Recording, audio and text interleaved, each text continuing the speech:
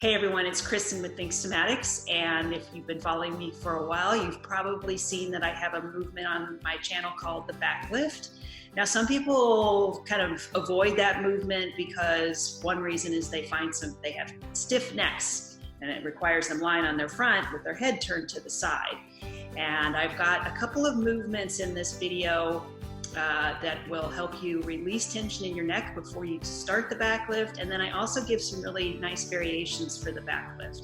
Now, this lesson that I'm sharing with you is kind of snippets of a fuller, longer lesson that's part of the online classroom, which you can access on my website. But I just wanted to share some of the information with all of you YouTubers. So take a look. Today I'm going to show you some variations for the back lift. Now the back lift is a great somatic movement to release tension down the back of your body. It can be. So think about when you're walking. Now a lot of people walk and their bodies are really stiff and their arms and legs are moving, but there's no movement in the middle. But there really should be. So when you're doing the back lift, can you feel some diagonal contractions in the body where one shoulder is moving and the opposite hip? It's a diagonal contraction across the back of the body. The opposite diagonal would ideally be kind of sinking towards the floor, because when you walk, that's what happens. All right, come on down on the mat.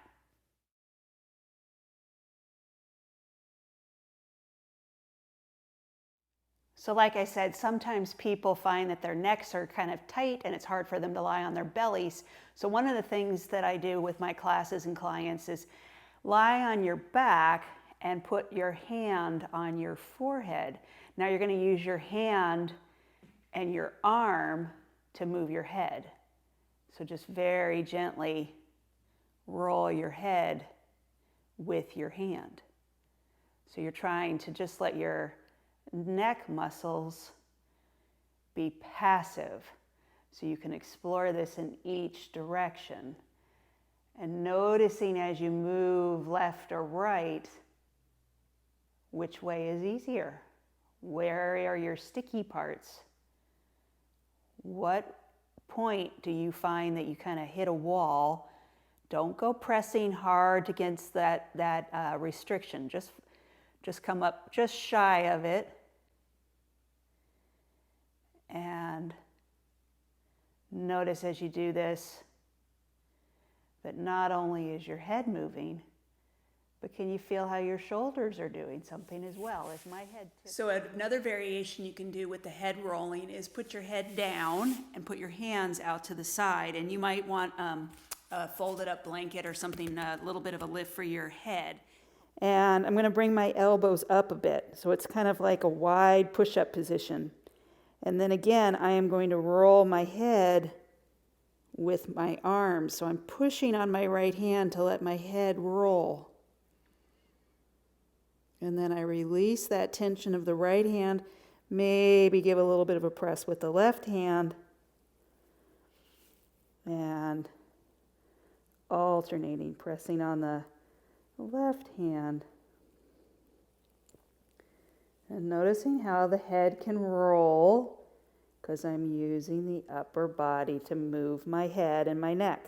So let's say you've done that little exploration on your back and on your front, rolling your head, and maybe your back of your neck or your sides of your neck still feel a little tense if you put your head down on your cheek. So a variation you could start with is just do the back lift from the center. Put your head down in the middle.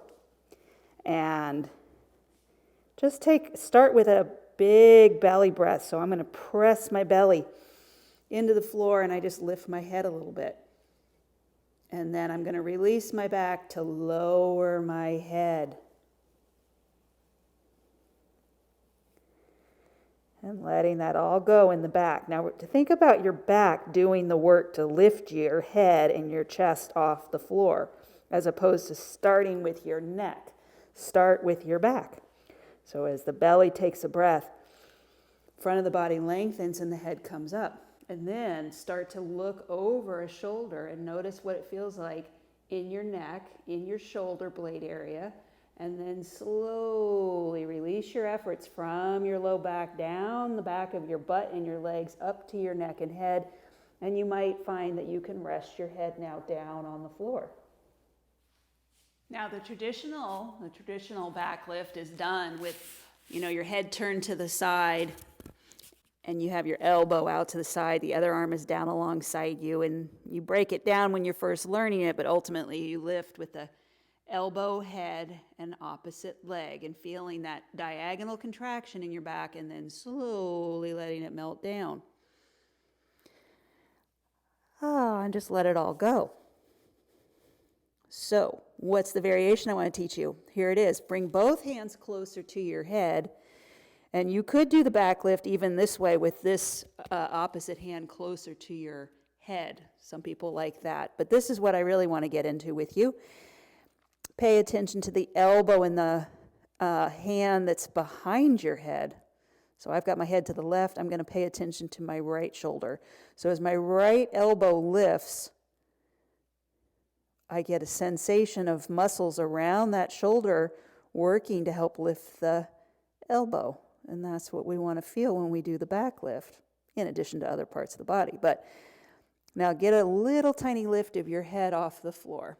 My head's still looking to the left, but I want you to imagine you're trying to hear something out of that right ear. And you don't have to turn your head to the right, but just feel the muscles around your neck, all the way around your neck, and what happens when you do that. And then release down. Now my head is turned to the left, and I'm going to lift my left leg. I'm going to inhale again into my belly. Think of my legs getting really long down the mat and across the room with my toes on both feet, and then lifting the hand and the head and the elbow. And then release. Feel what happens in your back to release the effort of that movement. Let it come down. If ever a move required a couple of breaths in between the repetitions, it's the back lift. So you get a good opportunity to release everything in your back. And then, of course, So did you find any tips in that video that could help you with the back lift?